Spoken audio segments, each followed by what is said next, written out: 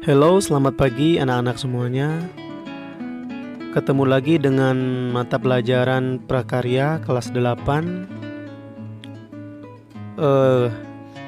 Semoga keadaan pada pagi hari ini kalian tetap semangat dan terus semangat dalam menjalani pembelajaran kita. Ya, walaupun kita tidak bisa tatap muka secara langsung, sudah semestinya kita bisa belajar dari rumah kita masing-masing.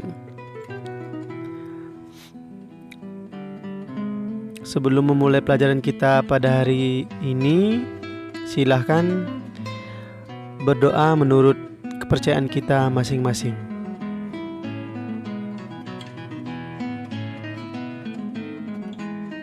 Berdoa selesai.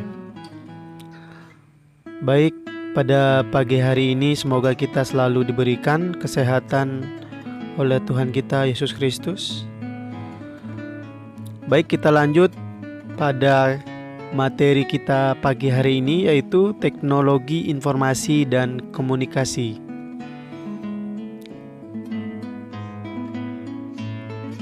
Nah, untuk tujuan pembelajaran pada KD2 ini yaitu poin pertama, peserta didik mengetahui sejarah perkembangan TIK atau teknologi informasi dan komunikasi. Pada poin kedua, peserta didik dapat memahami bahan alam, alat, teknik, dan proses pembuatan produk TIK atau teknologi informasi dan komunikasi dengan menggunakan bahan-bahan yang terdapat di daerah setempat. Sejarah teknologi dan informasi. Teknologi informasi dan komunikasi sudah dimulai sejak zaman prasejarah. Hal ini berawal hanya berkisar pada suara, dengusan, dan isyarat tangan. Kemudian diciptakan alat-alat yang menghasilkan bunyi dan isyarat pada zaman umat manusia sekarang.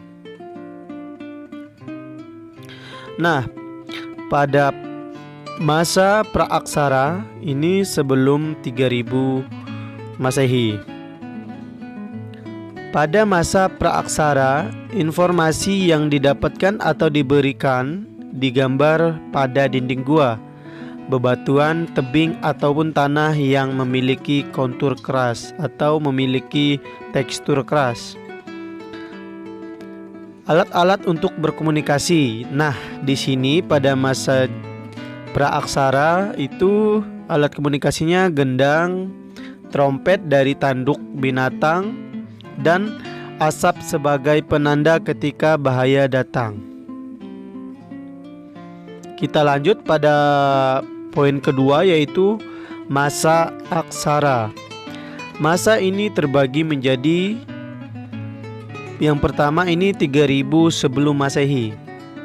Pada masa ini informasi digunakan sebagai bagian dari ritual ataupun upacara tertentu. Selanjutnya 2900 sebelum Masehi. Nah, bangsa Mesir kuno telah menemukan dan menggunakan huruf yang disebut hieroglif. Untuk setiap ungkapan yang banyak terdapat pada bantuan, bangunan hingga kulit-kulit kayu hewan. Nah, untuk contoh pada zaman ini bisa kalian lihat contohnya ya. Cukup jelas. Nah, kita lanjut lagi sekarang. Ini 500 sebelum Masehi. Nah, setelah Mesir menemukan hieroglif sebagai media penyebaran informasi, digunakan pula tanah liat untuk menulis. Nah, di sini ada perbedaan sedikit. Ini tanah liat untuk menulis. Hal tersebut dilakukan dengan menggoreskan lempengan tanah liat pada sebuah media atau alat terbuat dari serat pohon papirus di sekitar Sungai Nil. Bisa kita lihat nanti contohnya, ini serat pohon papirus. Ini seratnya bisa digunakan untuk menulis atau membuat gambar pada zaman Mesir kuno. Mungkin ini sudah cukup jelas ya yang saya beri tanda lingkaran menggunakan kursor ini. Baik, kita lanjut. Nah, pada tahun 1445, pada masa ini memasuki era manusia yang bisa dibilang hampir modern. Dilakukanlah upaya untuk menciptakan mesin cetak yang terbuat dari plat besi yang dibentuk sedemikian rupa sehingga menghasilkan huruf. Johann Gutenberg adalah orang yang pertama kali mengembangkan mesin cetak dengan plat besi hingga mengganti bingkai yang terbuat dari kayu. Nah, untuk menemukan mesin pertama atau menemukan komputer pertama yaitu Johann Gutenberg. Kita lanjut. Nah, ini dia sosok penemu mesin cetak, Johann Gutenberg. Cukup jelas ya. Kita lanjut.